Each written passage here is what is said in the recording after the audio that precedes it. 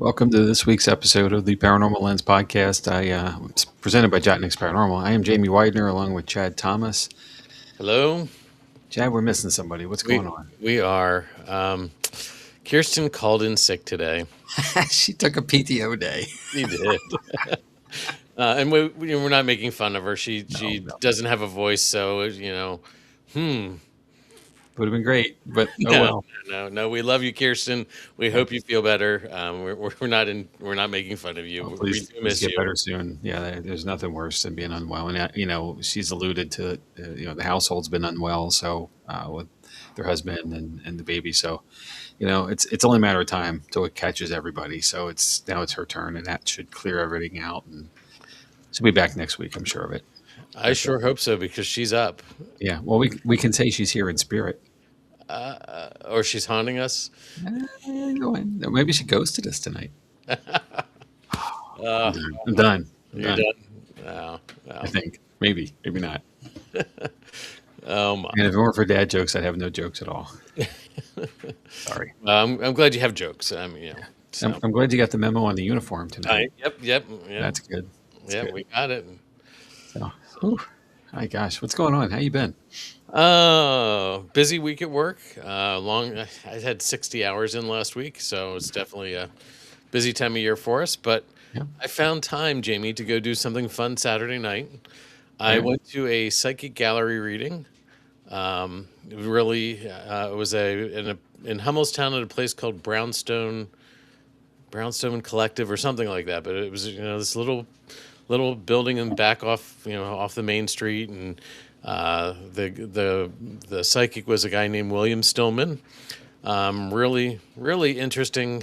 He did the two 1-hour sessions. He did a sort of a pre-planned's a bad word for it, but he had clues that linked to people for the first hour, and then he did open questions the second hour.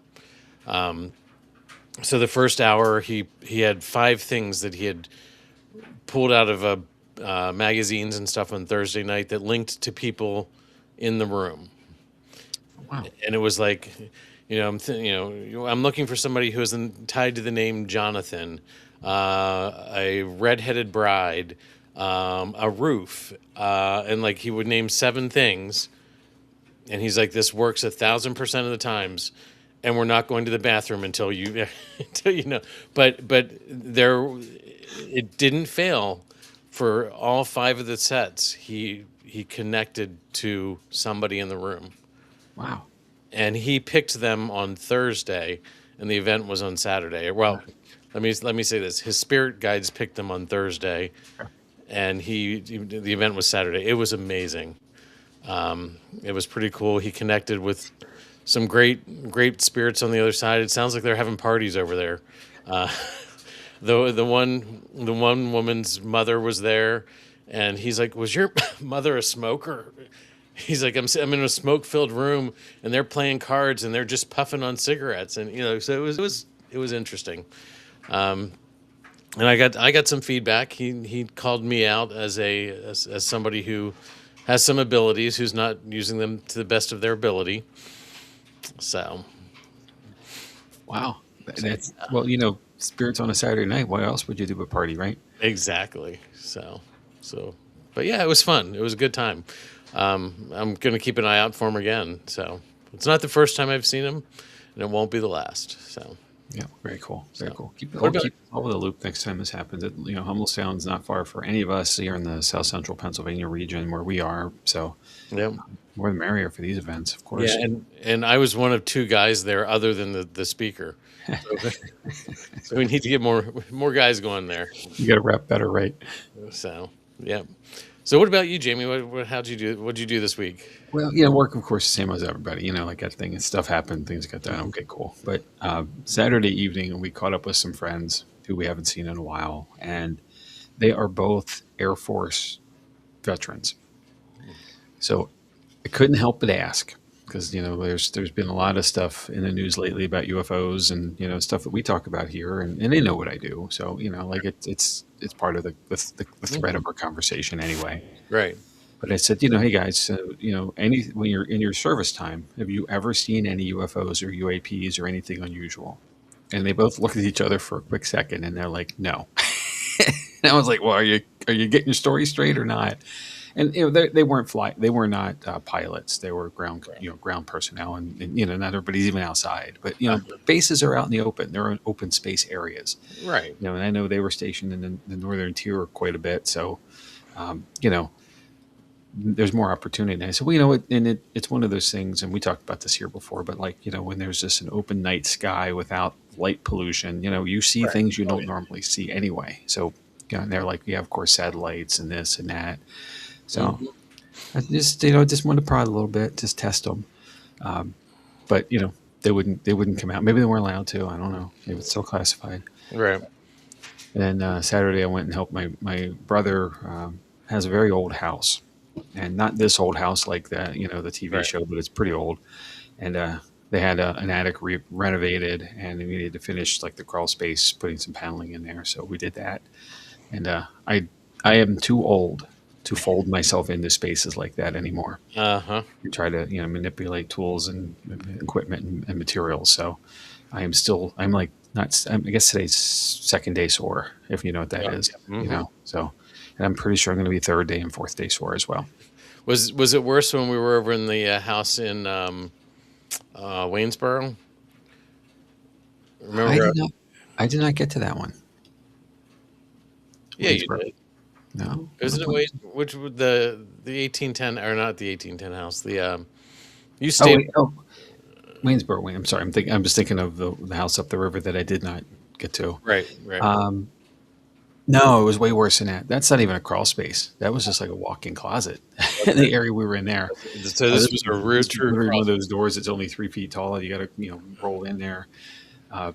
They had insulation put up on the in the rehab. They had the insulation put in, but then they needed to cover it, and they never put that in the scope of work. So there we are, he and I, and it's like Dumb and Dumber trying to figure out stuff. Chris, if you're listening, I'm sorry, buddy, but it's true. You know it. But it's just one of those things where it didn't take a lot, and it probably would have been a lot quicker if we actually knew what we were doing. But first of all, I'm free labor, so it was all good. And I got treated to breakfast, so that's even better. That's good. Speaking of renovations, my dad had a new roof put on his house. Yes. Didn't I was there for a little bit. Didn't notice too much activity going on, but they got to get used to it. We got to keep an eye on this. And that's what I was going to say too. With this house, as aged as it is, here we did all this very nice renovation in their attic. I keep asking if there's anything weird happening in their house. It's like, what do you mean? Right. Why would you? Yeah. I'm not trying to cue you, but pay attention. Mm-hmm. So yeah, Dad's house is from 1858, and this is the first time it had a new roof put on it because it was slate originally. Wow. And he put a new. He didn't replace it with slate because that would have been astronomical. Yes. He replaced it with a slate looking rubber roof. These panels are made out of rubber tires, 70% recycled. That's fantastic. And they're like hard panels that snap together. I'm really impressed, and it looks amazing. Very cool. Good job, Dad. Looks good. Good choice. And So it's anyway, friendly price. But talking about old houses. Yeah, we're going to talk about one, right? So, I'm excited for this episode. Before we get there, let's catch up on a couple comments. So, Bert's checked in. He says, "Hi, hey guys," and shout out to Kirstin. Hope she feels better soon. Mm-hmm. And our good friend John Covey's joined us. Hey, John. Hey, John. Good to see you. Hi there. Hope you guys are doing well. We are, and we hope the same for you, sir. Good to see you. Thanks for coming. We have to get together with John again one of these days. Yeah, we should. He's not been here with us for quite a while, so let's book it. Mm-hmm. John, have your people call our people, or our people call your people. Make the magic happen. All right. So tonight, we're going to take a trip. We're going to hop in the paranormal plane. We're going to leave I'll probably have to leave out of Philadelphia for this one. It's an international flight. Maybe roll up to New York and head out of JFK maybe, or some LaGuardia. We're going to go Oh, all the way over to Australia. wow. Look at that. Yeah. So where are we in the world? We are in New South Wales, Australia, and we're in the town of Jott-Nyx, which is about 4.5 hours southwest of Sydney. And our first slide there shows it on the map. It's usually I try to blow this out and like catch a lot of territory, but Australia is just so freaking big. Uh-huh. Anything wider wouldn't have got any better. But it is a whole nother country. It's a whole nother continent. So we are going down under tonight, Hmm. and we're going to talk about the Monte Cristo Homestead. So let's get to it. All right. So the Monte Cristo Homestead, located in the small rural town of Jott-Nyx, New South Wales, Australia, is one of the most well-preserved historic homes in the entire country. Built in 1885, the homestead stands as a lasting reminder of Australia's colonial past, reflecting both the opportunities and hardships of life during the late 19th and early 20th centuries. Its story begins with the man who built it, Christopher William Crawley, whose success helped shape not only the property itself, but also the development of the surrounding town. Before the arrival of a railway, Jott-Nyx was a quiet and relatively undeveloped settlement. Life in the area was largely based on agriculture, and economic growth was very limited. This changed dramatically in 1878 when the Great Southern Railway reached the town. The railway transformed Jott-Nyx into an important transportation and trade center, bringing new people, businesses, and opportunities. Goods could now be transported more easily, and the town quickly began to grow. Christopher Crawley was among those who took advantage of these changes. Through careful investments and business decisions, he built a successful career. One of his most notable ventures was the Commercial Hotel, which became a central gathering place in Jott-Nyx. The hotel attracted travelers, workers, and locals, helping Crawley establish both wealth and influence within the community. With his growing success, Crawley decided to build a home that reflected his achievements. In 1885, construction on the Monte Cristo Homestead was completed. The house was built on the highest hill in Jott-Nyx, a location that was chosen deliberately. From this elevated position, the home overlooked the entire town, symbolizing Crawley's status and success. It also allowed the house to catch cooling breezes, which was an important practical feature in the Australian climate. Hmm. The design of the homestead followed the Victorian architectural style, which was popular at the time. The house included wide verandas, decorative iron lacework, tall windows, and high ceilings. These features not only made the home visually impressive, but also helped regulate temperature and airflow. Inside, the rooms were spacious and carefully arranged, with separate areas for entertaining guests, daily family life, and household staff. The interior of the home reflected Crawley's family's wealth and desire for sophistication. Furniture, decorations, and materials were chosen to create an atmosphere of elegance. Many items were imported, showing a connection to European styles and trends. The house was designed to impress visitors and reinforce the family's high social standing. Daily life at Monte Cristo Homestead was structured and formal. Like many wealthy households at the time, it relied heavily on servants to maintain the property and assist with daily tasks. These workers lived on or near the property and were responsible for cooking, cleaning, and general upkeep. The separation between the family and staff was clear, reflecting the social hierarchy of the period. The Crawley family played an important role in the social life of Jott-Nyx. The homestead was often used to host gatherings, dinners, and events. These occasions allowed the family to maintain their position within the community and build connections with other prominent individuals. For many years, the house was seen as a symbol of success and stability. However, this period of prosperity did not last forever. In 1910, Christopher Crawley died after developing complications from an infection. At the time, even minor medical issues could become life-threatening due to limited medical knowledge and treatments. His death had a profound impact on the household and marked the beginning of a new chapter in the homestead's history. After her husband's death, Elizabeth Crawley took control over the home. Over time, she became increasingly isolated from the outside world. It is widely reported that she rarely left the house for the remaining 23 years of her life.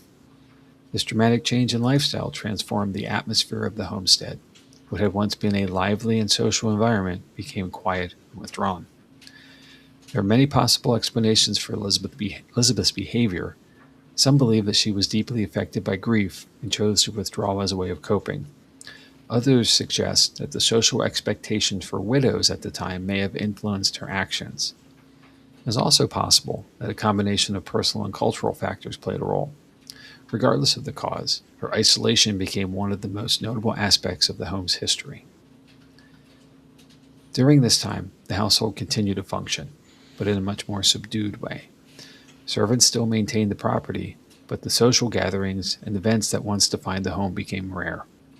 The Crawley children grew up and moved away, and there were 7 children, 4 daughters and 3 sons, leaving Elizabeth as the central figure in an increasingly quiet house. When Elizabeth Crawley died in 1933, the homestead entered a period of uncertainty. Without a strong presence to maintain it, the house began to decline. Over the following years, it was used less frequently and eventually abandoned. By 1948, the property was largely unoccupied. For more than a decade, the Monte Cristo homestead sat empty. During this time, it fell into disrepair. Windows were broken, paint peeled, and parts of the structure began to deteriorate. The lack of maintenance combined with exposure to the elements caused significant damage. The once grand home became a shadow of its former self. This period of abandonment added to the house's mystery and reputation. Empty buildings often create a sense of unease, and Monte Cristo was no exception. Locals began to associate the property with strange stories and rumors, which would later contribute to its identity as a haunted location. However, in 1963, the homestead was purchased by Reginald and Olive Ryan. At the time, the house was in very poor condition, but the Ryans saw its historical value and potential. They began a major restoration project, working to repair the damage while preserving the original design and features of the home. The restoration process was extensive and required a great deal of effort. The Ryans carefully repaired the structure, restored decorative elements, and furnished the home with items that matched the original period. Their goal was to bring the house back to life while maintaining its historical authenticity. After completing much of the restoration, the Ryans opened the homestead to the public. It quickly became a popular tourist attraction, drawing visitors who were interested in both its history and its growing reputation for paranormal activity. Guided tours allowed people to explore the rooms, learn about the Crawley family, and experience the atmosphere of the house firsthand. Over the years, the Monte Cristo homestead gained national and international attention. It was featured in television programs, books, and documentaries, further increasing its popularity. Its combination of historical significance and ghost stories made it a unique destination. For more than 60 years, the Ryan family maintained and operated the property. Their work ensured that the homestead remained preserved and accessible to the public. However, in 2025, the house was closed following the death of Olive Ryan, marking the end of an era. Today, the future of the Monte Cristo homestead remains uncertain, but its importance is clear. It stands as a powerful example of Australia's colonial history, reflecting both the achievements and challenges of the past. Its story continues to capture interest, offering a glimpse into a different time, while also raising questions about how history is remembered and preserved. Now, it's a lot of history, but not a lot of paranormal, right? No, so, not yet. Yeah. Dun, dun, dun. Jamie, should we start a GoFundMe? And maybe if it's up for grabs. Well, it is technically up for sale. So, yeah, why not, right? I've always wanted to go to Australia. There you go. That passport will travel, right? Yep. Anyway, I want to know more. We'll start that conversation when we're done. Let's see, and let's talk about the paranormal stuff. Maybe people will be too scared to invest. True. Maybe. Okay. Let's find out. All right. So, while the Monte Cristo homestead is historically significant, it is most widely known for its reputation as one of the most haunted houses in Australia. Over the years, countless stories have emerged describing strange, unexplained events that have taken place both inside the house and on its surrounding grounds. These accounts, shared by visitors, staff, and even long-term residents, have helped shape the homestead's identity as a major paranormal location. Many of the reported hauntings are closely tied to tragic or unsettling events believed to have occurred on the property. Although not all of these stories are fully verified, they have become an important part of the homestead's legend. These events are often repeated during tours and in media coverage, reinforcing the idea that the house is filled with restless spirits connected to its past. One of the most frequently told stories involves a maid who is said to have fallen from the balcony to her death. Some versions of the story suggest it was an accident, while others imply something more mysterious. Visitors have often reported seeing a figure near the balcony area or feeling uneasy when standing nearby. This location is often described as one of the most active parts of the house. Another well known story involves a stable boy who reportedly died in a fire on the property. According to legend, the boy was either trapped or accidentally burned, and his spirit is said to remain in the stables. People who visit the area have claimed to smell smoke, even when there is no visible source. Others report seeing brief flashes of light or shadowy figures moving in the distance. These experiences have made the stables one of the most talked about locations outside of the main house. There are also stories of a mentally ill man who was allegedly chained and kept in a small outbuilding for many years. According to this legend, he was hidden away from society and eventually died in isolation. Visitors have described feeling intense sadness or discomfort near this area, as well as hearing faint noises that cannot easily be explained. While historians question the accuracy of this story, it continues to be one of the most disturbing elements of the homestead's haunted reputation. Now, the figure most commonly associated with the house is, of course, Elizabeth Crawley. Due to her long period of isolation in the home, many believe her spirit has never left. Visitors and staff have reported seeing what appears to be a woman dressed in old-fashioned clothing moving through the halls or standing near windows. These sightings are often described as brief but very clear, leaving a strong impression of those who experience them. In addition to visual sightings, many people report physical sensations that they cannot easily explain. One of the most common experiences is a sudden drop in temperature. Guests often describe walking into certain rooms and immediately feeling a cold chill, even when the rest of the house feels warm. These cold spots are often associated with specific locations, such as the master bedroom and the hallway around it. Another frequently reported sensation is the feeling of being watched. Visitors sometimes describe an overwhelming awareness of a presence, even when they are alone. This feeling can be accompanied by uneasiness or anxiety, making the experience particularly unsettling. Some people have even reported feeling as though someone is standing directly behind them, only to turn around and find no one there. The staircase inside the homestead is one of the most famous locations for paranormal activity. Many visitors have described unusual experiences while using it. Some claim to feel an invisible force pushing or pulling them, while others report a sudden sense of fear that seems to come from nowhere. There are also accounts of people refusing to go up or down the stairs after feeling something they could not explain. Another area is the nursery, and this has drawn attention due to reports of unexplained sounds. Guests have claimed to hear what sounds like a child crying, even when the room is empty. These sounds are often described as faint, but clear enough to be recognizable. This has been linked to stories of a child who is believed to have died at the property, though details vary depending on the version of the story. Unexplained noises are a common theme throughout the entire house. Visitors and staff have reported hearing footsteps in empty rooms, doors opening or closing on their own, and faint voices that cannot be understood. These sounds often occur late at night or when the house is quiet, making them even more noticeable. Now, the Ryan family, who owned and lived in the homestead for decades, also reported a wide range of unusual experiences. Their accounts are particularly important because they were not just visitors, but long-term residents. They described objects moving without explanation, lights turning on and off, and strange sounds occurring throughout the house. In some cases, they even reported seeing figures or shadows that could not be explained. Their experiences helped strengthen the homestead's reputation as a genuinely haunted location. Because they lived there for many years, their stories suggest that these events were not isolated incidents, but part of an ongoing pattern. Paranormal investigators have also spent time at the homestead, hoping to gather evidence of supernatural activity. They've used tools such as cameras, audio recorders, and EMF detectors to study the environment. Some investigators claim to have captured unusual sounds or images, including what they believe are voices or unexplained visual disturbances. Despite all these claims, there is still no scientific proof that the house is truly haunted. Skeptics argue that many of the reported experiences can be explained through natural causes. Old buildings often produce noises due to change in temperature, shifting materials, and aging structures.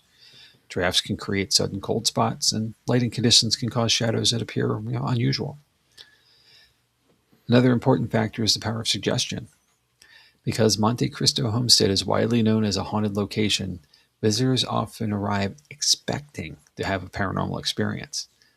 This expectation can influence how they interpret what they see and hear. For example, a normal sound might seem more frightening when someone already believes they're in a haunted place. Even with these explanations, the stories surrounding the homestead continue to grow. Each new visitor brings their own perspective, and many leave with experiences that they cannot believe or explain. These personal accounts they are shared with others, adding to the ongoing legend of the home. The combination of history and storytelling plays a major role in keeping the homestead's haunted reputation alive. The real events that took place here provide a foundation for the paranormal stories and add mystery and emotion. Together, they create a powerful narrative that continues to attract attention. Today, the Monte Cristo Homestead is recognized not only as a historic site, but also as a place of mystery and intrigue. Whether the paranormal claims are true or not, they have become an essential part of the property's identity. The stories of ghosts, unexplained events, and lingering spirits ensure that the homestead remains one of the most talked about locations in Australia. I'll conclude with this. The Monte Cristo Homestead stands as a unique and powerful example of how history and legend can become deeply connected over time. What began as a symbol of success and ambition in a growing Australian town has evolved into one of the most well-known haunted locations in the country. Its story is not defined by just one aspect, but by the combination of real historical events and the stories that have developed around them. From a historical perspective, the homestead reflects the opportunities and challenges of life in colonial Australia. The success of Christopher Crawley shows how rapidly fortunes could change during a time of expansion and development. The construction of the house itself represents both personal achievement and the desire to create something lasting. At the same time, the later years of the home reveal a very different side of history, one marked by loss, isolation, and decline. Elizabeth Crawley's withdrawal from society and the eventual abandonment of the property highlight how quickly circumstances can change, even for those who once held wealth and status. The restoration of the homestead in the 20th century adds another layer to its story. Without the efforts of the Ryan family, the house may have been lost entirely. Instead, it was preserved and shared with the public, allowing future generations to learn about its past. This active preservation ensured that the history of the home remained visible, but it also opened the door for its haunted reputation to grow. The paranormal claims associated with Monte Cristo Homestead are closely tied to its history. Many of the ghost stories are connected to real or rumored events, blending fact with imagination. Whether it's the figure of Elizabeth Crawley, the stories of tragic deaths, or the unexplained sounds and sensations reported by visitors, these accounts build on the emotional weight of the house's past. The more the stories are shared, the more they become part of the identity of the homestead. It is important to recognize that belief in paranormal often depends on personal perspective. For some, the experiences reported at Monte Cristo are convincing evidence of something beyond explanation. For others, they can be understood through natural causes, such as aging of the building, environmental factors, or the influence of expectation. The atmosphere of the house itself, quiet, historic, and somewhat isolated, can easily affect how people feel and interpret their surroundings. Regardless of whether the hauntings are real, the impact of these stories are undeniable. They draw attention, spark curiosity, and keep the homestead relevant in modern times. Without its paranormal reputation, Monte Cristo might simply be remembered as another historic house. Instead, it has become something more, an enduring mystery that continues to capture the imagination of those who hear about it or visit in person. The connection between history and haunting at Monte Cristo Homestead shows how people interact with the past. Facts alone do not always shape how a place is remembered. Emotions, experiences, and storytelling all play a role in forming a lasting impression. In this way, the homestead is not just a building, but a collection of stories that continue to grow and evolve. In the end, Monte Cristo Homestead represents more than just its physical structure or its reported ghost sightings. It serves as a reminder that history is not always clear-cut. It can be influenced by memory, interpretation, and imagination. House brings together elements of a success, tragedy, preservation, and mystery, making it a place that continues to fascinate people from all walks of life. Whether viewed as an important historical landmark or as Australia's most haunted house, Monte Cristo Homestead remains a powerful symbol of how the past can live on. Its story continues to be told, not only through records and restoration, but through the experiences and beliefs of those who encounter it. So, let me cite some sources we'll discuss. First is moonmausoleum.com/the Monte Cristo Homestead, Australia's most haunted house. Ghostandhistory.com, ghost stories / Monte Cristo Homestead. thescarechamber.com, the haunting of the Monte Cristo Homestead. thejunibulletin.com.au/2025/11/06, end of an era, historic Monte Cristo Homestead listed for sale. And lastly, the juniindependent.com.au/025/11, Australia's most haunted house, Monte Cristo Homestead. All right, when can we go? Well, Bert pointed out the obvious. We're going to have to switch the paranormal bus to a private plane. I think we can still get the logo on the side, Jamie. Don't worry. It'll be okay. Yeah, we have to get it like a big sticker. Yeah. Right? Yeah. Or magnet, big magnet. Magnet. Well, magnet. Yeah, the aluminum body plane, maybe not. So, Stefan said that we're going to need to buy a lot of coffee to pull that off. True. So, very true. And Heather, of course, was wondering about the lady in white. Where's the lady in white? I have a feeling that might be Mrs. Crowley. Well, she's not a lady in white. She's a lady in period clothing. So there is no claim of a lady in white. Could be it white. Could be white clothing, but it's not called out specifically as a lady in white. I just have a feeling that she's our lady in white there. So sure.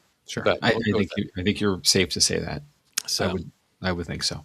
So, as you were talking through some things, it's interesting how many times we talk about a mentally ill person being locked in a place, and how that affects the house. Mm-hmm.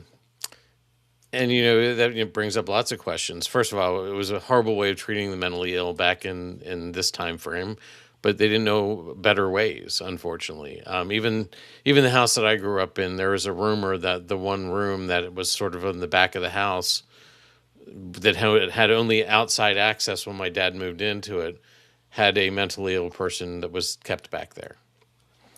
But how many times that creates a haunting in a house as well?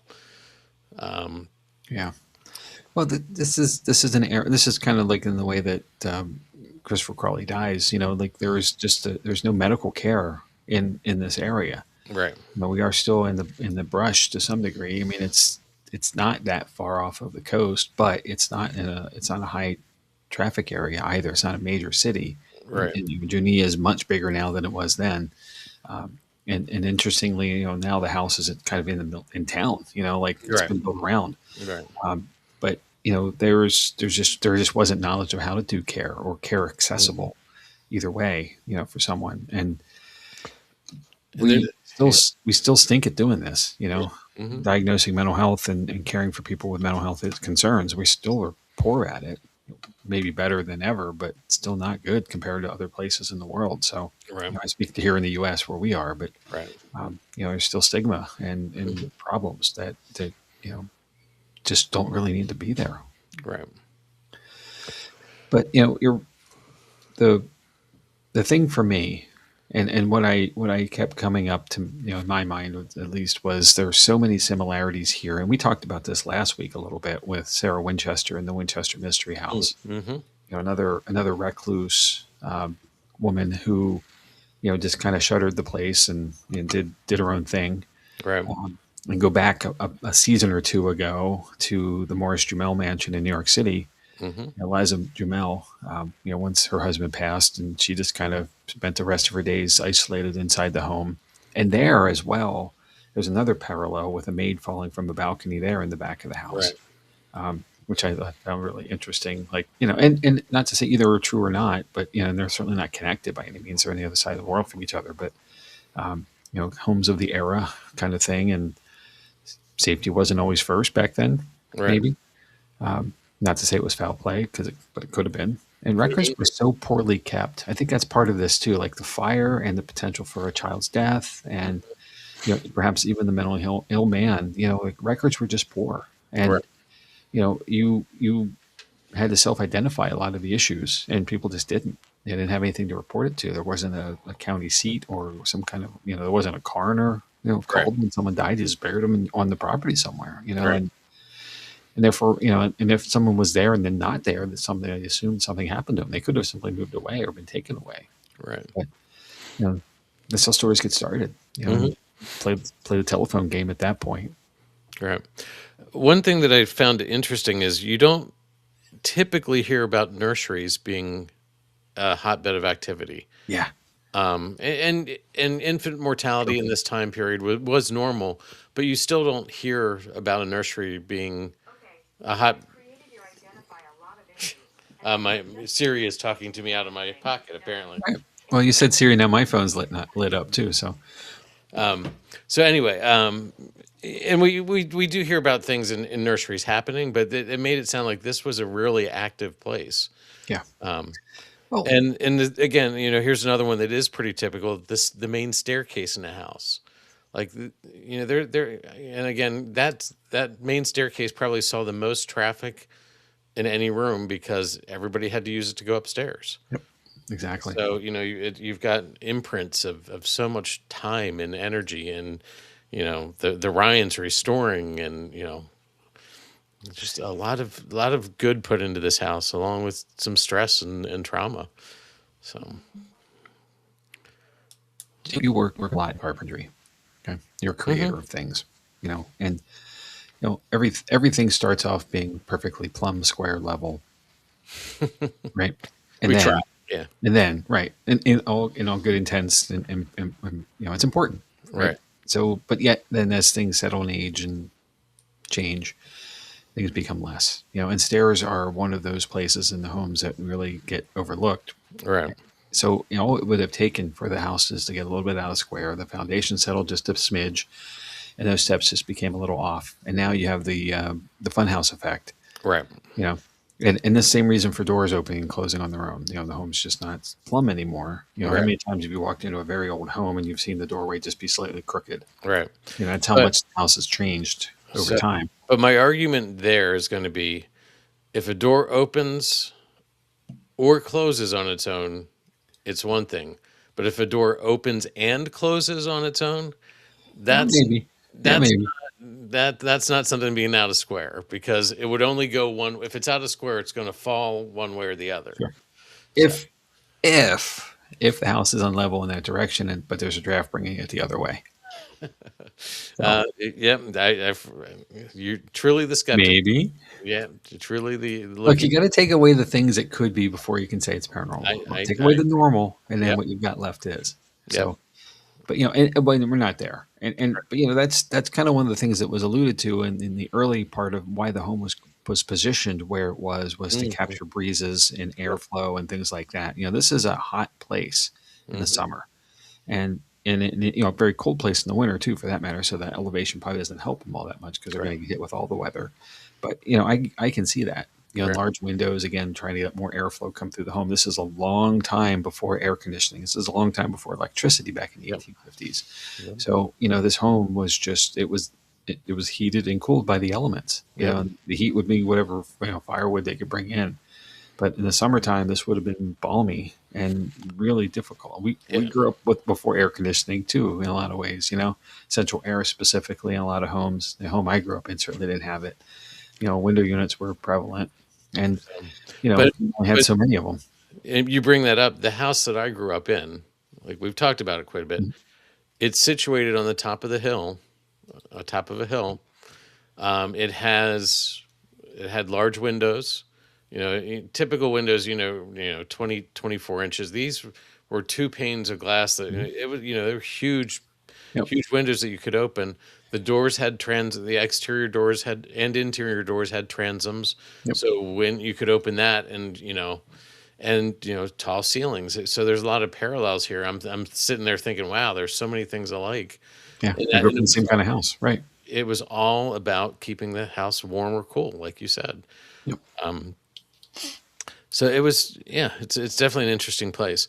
One thing that you brought up, and something just triggered in my mind tonight. You talked about this house being known as a paranormal hotspot, and so there's expectations. Yeah. Okay, so what's the difference between an expectation and setting intentions of experiencing something?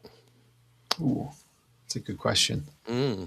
It just came to me tonight, and it's like, because when we go in, when when you're doing any work in the paranormal or the psychic or anything like that, the first thing you have to do is set an intention, or you're not going to have much happen. So it's just something to think about. Yeah. Well, I think there's wow, that's heavy actually, kind of. So with the reactiveness of a space, that is the this is I'm going to turn the conversation slightly. This is what we talk about a lot with being a ghost hunter Right, versus a paranormal investigator. You're there for the pop and the scare and the chills that it gives you. That's the thrill of it. right, And therefore you're looking for that. Therefore you're going to have it regardless if it's real or not. Whatever may happen is that. okay, And that, real or not, that's just what you're going to call it. Whether it be environmental, physical, things like that are truly normal stuff, that we right, would normally try to debunk and take away, it's going to be automatic. And and I'm not knocking that, and I never will knock that person or that intent, but it's just it's not what it's not what when I say we, it's not what I'm right, there for. right. And I think I can speak for you on this one as we Mhm. work so long together. But in our team, even, we're trying to figure out the deeper drive to it. What is this? Is it really a paranormal thing instead of just a physical or environmental issue? That has nothing to do with intent, though. I mean, it does, but it's not the same as I think what you're looking at, as you're looking for in this conversation. But if you don't, you're right though. If you don't set an intention when you investigate, you're drifting, um, Right, and that can't be bad in some ways, but it can't be good either. right, 'Cause if you have no, and what's that? It's like going to the record store, without looking for something. You just start flipping through the albums, and all of a sudden you're like, oh wow, cool, look at this. I didn't know this existed. But if you're going looking for one band and one album specifically, you're walking to that section, that alphabet letter, and you're just pulling those down, and you're, there it is, go, I'm out. right, You know, so like going to a thrift store. If you don't go in looking for something, you can find everything, and that's probably a problem. Like going to the grocery store hungry, right? Something like that. right, So I get it, but I don't know that I've ever gone into an investigation with that intentionality in mind. right. So I'm curious there, like if that's Or if or that's do for you, others as well. or do you because it's just ingrained in you as an investigator? Maybe, and maybe that's the difference between the two. The hunter and the investigator part of it. Maybe that's it. Right. Um, So I hope something's going to happen. I have a desire to connect. mm. And I try to make that, I vocalize that, like I'm here to so, communicate. so You you know, that right there is your intent. So you okay. you I just don't create. think of it that way as like Right, an actual effort, and like intention to me is effort, right. um, of some other way, and I just don't think of it like that. Yeah. Okay, I see your point. So Bert has a question here, and I don't know if you Ah, Bert, I saw this. I was waiting. So the Count of Monte Cristo is a book by Alexander Dumas. It is a fictional novel based in France, and a very good one of my favorite books actually, but it has nothing to do with this. Now it might have something in the similarness of names, but also there's a Monte Cristo sandwich too, so who knows? Um, which is a turkey sandwich dipped in batter and fried and delicious. I was disappointed that you didn't provide Monte Cristo sandwiches for the episode, Jamie, but we'll let it slide this time. Well, it's actually in the mail, so maybe if it's not there now. Okay, maybe tomorrow. Maybe tomorrow. I don't think I want it tomorrow. You probably didn't want it today if I sent it. You know what I Now, mean? if David were here with us, it would It'd be be in the trunk. Yeah. oh my, David, Wow. miss you, Dave. It's not warm enough for trunk subs yet. Um, oh, yeah, now I'm getting the willies. Goodness. Yeah, Um, it's funny. We can walk around in haunted houses and all that stuff and do all these creepy things, but yeah, the idea of eating a sub that's been in the trunk all day, no. so Um, Heather says, I've gone into investigations hopeful and left disappointed. okay. So Yeah, I again, get that. and is hope, is hopeful, hopeful in setting intent. Like, there's just, a lot to think about here. So, Yeah, I think that's why I don't. That's why I didn't guess connect this the way you were saying it, because if I do that, then I set an expectation that something's going to happen. When it doesn't, I do have that disappointment. right. The reality is that 99% of the time we walk around the dark and talk to ourselves. Yep. I say this all the time. It's like a broken record, but that's the reality. And the 1% of times when something occurs, at least occurs enough that we experience it in the moment, which is rare. That's why it's the 1%. You know, it's a wow moment, and it drives forward the rest of, like, it motivates, and it just Right. makes you want to go further. It could have been at 5 in the morning, and you've been there for 7 hours already, and you're tired, but that energy just brings you back up quickly, Hmm. to go further, longer, and more experience. West Virginia Penitentiary. Yes, exactly. Yeah, and many others along the way. Uh-huh. But that part of it is the wow moment. Right. And you can, though, and the reality for most investigators, when you go, and the problem here, and I say problem loosely, but the situation here is that we all go somewhere for one day, one night at a time, and we invest in that place as Mhm. well. We have to pay a ticket. If we're going someplace further away, we have to stay over. We're investing in the local economy with food and other things, entertainment while we're there, because you got to eat, all that stuff, and then you go there and you have zero experiences. It feels deflating sometimes, but the reality is nothing's on demand. No one's going to walk out of the wall and introduce themselves. And Right. again, I'm a broken record saying that, because I say it in investigations of our public events all the time, like to set the examples of, to set the expectation. Hmm. But if it might, it Hmm. might happen someday, maybe. Right. And therefore, if it does, I'm going to be the first in line to say, wow, that was so cool. Right. And have that moment with whatever presents itself. But Right. we piece together so many things, and that's part of the process of an investigation, and the after event of review. And that's extensive in some cases because of all the equipment that's been running, whether it's audio, video, or whatnot. You got to review all of that stuff in its entirety in order to make sure you didn't miss something that you Hmm. happened to while you were there. So, you're not really done an investigation to say it was a dud or a bust, until you go through all of that. Right. That could take days or weeks in some cases, or if you're like this voice recorder that's been sitting here on my desk for probably 2 months, Yeah. it could take a lot longer. Yep. So catching up on a couple comments, Yeah. Bert said that 1% is what keeps us doing what we do. Yes, sir. You're right. It I is, agree. and yeah, and sometimes it's like West Virginia Penitentiary. That was a motivation for us. All of a sudden, something happened up in the cell blocks, and we were Yeah. like, "What was that?" Wow. Yeah. So, another comment from Bert: I didn't read the book, so I wasn't sure. I don't read books; it ruins the movie. And I'm sorry you were drinking when I read that. Gosh. Uh, All right. I know what you're getting for Christmas. And then Heather said, "You hear so much about certain locations, and they always seem to be the ones that you just walk around talking to yourself. I love investigating the smaller locations that surprise you with activity because you do not have any expectations." That's fair. Yeah. And part of this too, and I'm not knocking anybody. We've investigated with lots of people. It's the group that you're with sometimes, and the energy that that group brings to things. Yeah. Sometimes that group can be the same group, and you have different experiences depending how their day went. If somebody's bringing bad juju from Yeah. an experience at Walmart, you're gonna have a different experience. Can you have a good experience at Walmart? Asking for a friend. I don't know. Well, yeah, you're right, or the energy they don't bring. Either way, Right, exactly. it kind of like the low energy, because again, we do this after doing stuff all day. Right. We're somewhere. And We we've get to these. driven if we're going to something close, we've driven 2 or 3 hours Yeah.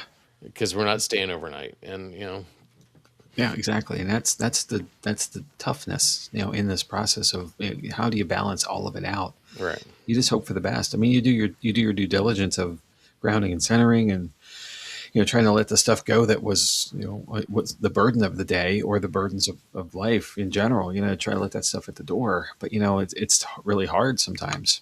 And we all have. And I'm going to say this to go where I kind of wanted to go all along with this. But what the homestead means to me, and the one thing I took away from this is that grief and trauma are things that are very real in the world for people.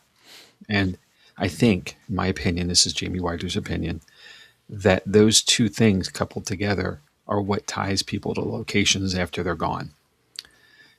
It's a passion moment in a lot of ways, and passion doesn't always have to be like ecstasy passion. It could be burden. It's right, just a thing. But there is some strong reasoning for someone to stay at a location after they leave. And a lot of times it seems like, at least, it's tied to loss and grief and trauma. hmm, So in that, you turn that around to say that, if we are carrying those things too, as we are people, and, we've lost things, and, we've had things happen and so forth. Those are the things that maybe are drivers for the things that are at the spaces we go to, for the energy that they draw and the way they manifest to us. There's a parallel or likeness or right, likening in there somewhere, maybe. right. It's hard to say, and I'm theorizing on off the cuff here, but Hmm. I Yeah, see this happening a lot, and um, wow, what a thing if it yeah, is. yeah.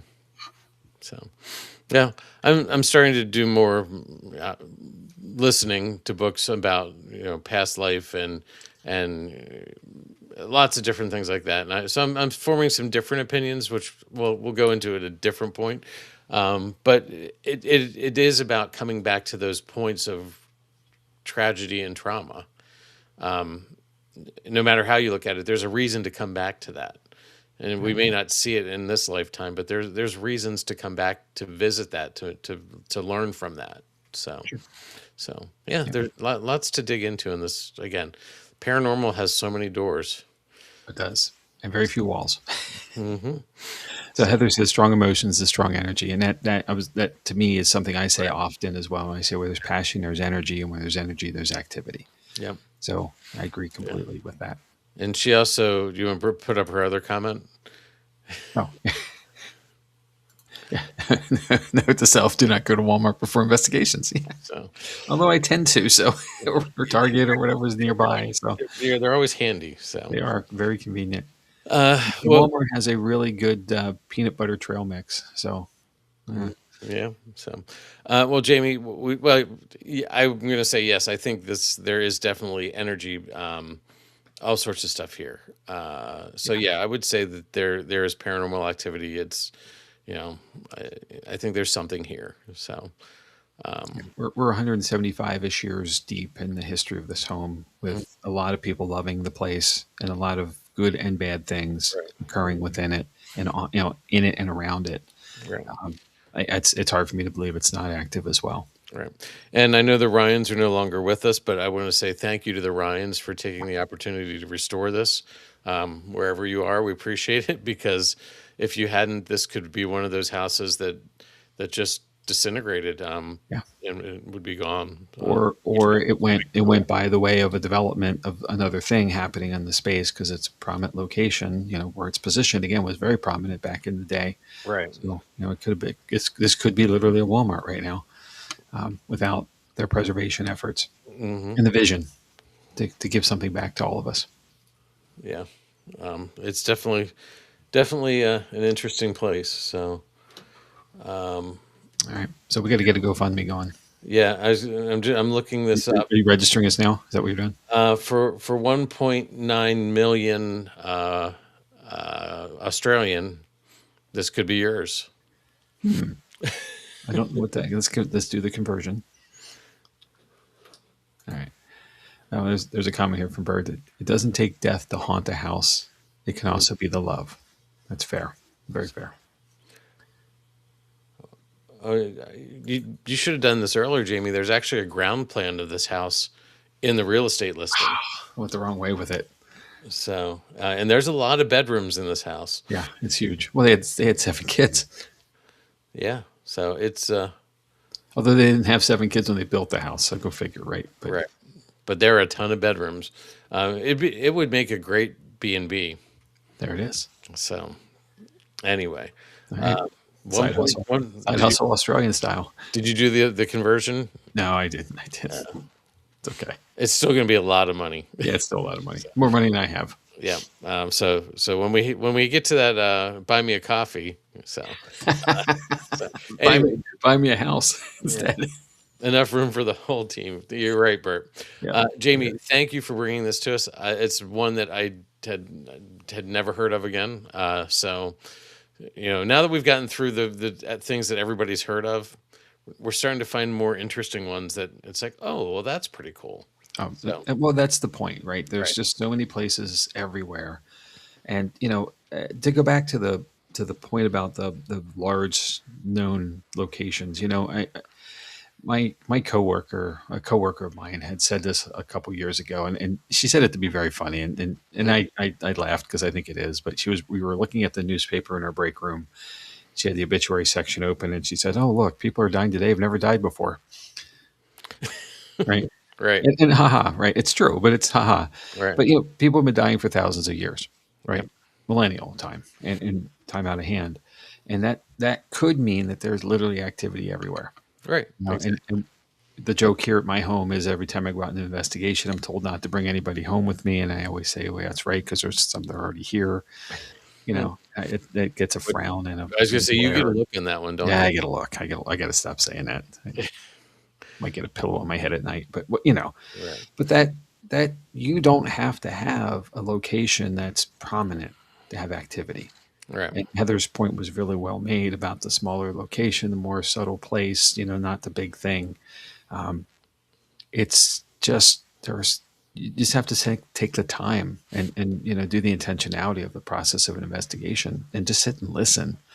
And a lot of times things will open itself up to you. Right. And then you'll be very surprised and hopefully pleasantly surprised. Right. Never investigate your own home, first of all. No, definitely. We all know that. Which is why my dad doesn't want me to investigate there. But you're investigating his home. It's not him doing it. It's Right. different, dude. It's different. So, all right. Yeah. So, Bert threw up a math for us. Okay. Well, but that's pounds. The Australian dollar is 10 US dollars equals 13 to 14 Australian dollars. Okay. So 50 US dollars is about 70. So, it's a little cheaper than 1.9. It could do. We could say hey, you know what? Pennies are available now. We start saving them. Oh. Yeah. All right. There's a thing. So would you rather do a GoFundMe for the Monte Cristo Homestead, or would you rather do a GoFundMe for the Conjuring House? Oh, I think the Monte Cristo. I think the Conjuring. The Conjuring House looks run down and doesn't look like a nice place. Whereas the Monte Cristo, I wouldn't want to live in the Conjuring House. You know what I mean? Okay, maybe. I'm going to say I've been there, right. And it's not. I mean, it has the appearance because it has wood. Right. Yeah. What's the word I'm looking for? Siding. The wood siding, not vinyl. It's original looking and intent by that. Right. But inside the home, it's well maintained, it's well upkept. Right. I would live there. I could live there. Okay. For 1.3 million US dollars, is what it works out to. I don't know, but I would. Having been to the Conjuring House, I honestly didn't have a whole lot of experiences. We had some interesting things happen, and I have nothing against it, but Rhode Island's pretty cold in winter time. I'm sure New South Wales, Australia is pretty cold in the winter time too, but it sounds like it's going to be better. Right. So I'm going to Australia. Bert said Monte Cristo if it was closer, but a 13+ hour flight is a bit much. That's true. It's not a commuter kind of thing. No. Right. So anyway, again, Jamie, thank you for bringing this to us. We've hit an hour already again. And there were only two of us talking today, so yeah, we'd still be going. We'd still be long going if Kirstin were here. I wish she was. We missed you. Hope you feel better. But yeah, let's talk about what's coming up. Next week, Kirstin should be back with us. We're counting on that. We're going to be looking at the exorcism of Annalise Michel. So we'll see what Kirstin has to tell us about that. That could be interesting. This is one that I've heard of, but I don't know much about. Yep. She's listened to the tapes or the recordings, and she said she wishes she could find more. So I'm excited to hear what she has to say. Let's see. Past that, I'm going to be on May 5th. May already, Jamie. Can you believe it? Shadow on College Hill, the old hospital awakens. It's another one I'm looking forward to. Then Magnolia Plantation, Derry, Louisiana. I believe that's you, right? It is. And then From Folklore to Fear, Cryptids of the Celtic Lands. So we've got that. Then I'll be back up with Mount Vernon, Haunting the Home of Washington. And then Jamie in June, again, now we're talking about 2 months out.